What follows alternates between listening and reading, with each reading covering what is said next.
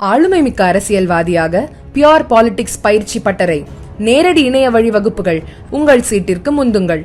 7338824242.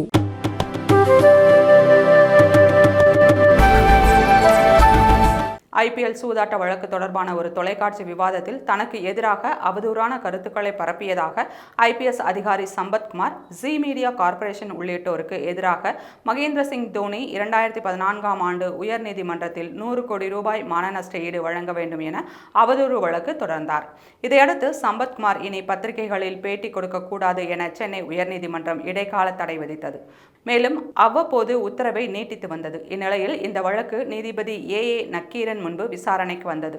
அப்போது ஜி தொலைக்காட்சி சார்பில் தங்களுக்கு எதிராகவும் இந்த வழக்கு தொடரப்பட்டிருப்பதால் வழக்கில் தங்களை இணைத்து தோனி தரப்பில் பதிலளிக்க உத்தரவிட வேண்டும் என தெரிவிக்கப்பட்டது.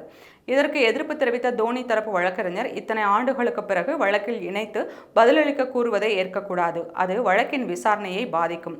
நேரடியாக ஜி தொலைக்காட்சி மட்டுமே குறிப்பிடப்பட்டுள்ளது. நீதிமன்றத்தின் தீர்ப்பு ஜி தொலைக்காட்சியை எந்தவிதத்திலும் பாதிக்காது என்று கூறப்பட்டது. அனைத்து தரப்பு வாதங்களையும் கேட்ட நீதிபதி தோனி தரப்பு வாதத்தை ஏற்க மறுத்து புதிதாக தாக்கல் செய்யப்பட்ட மனுவுக்கு தோனி தரப்பு பதிலளிக்க உத்தரவிட்டார்.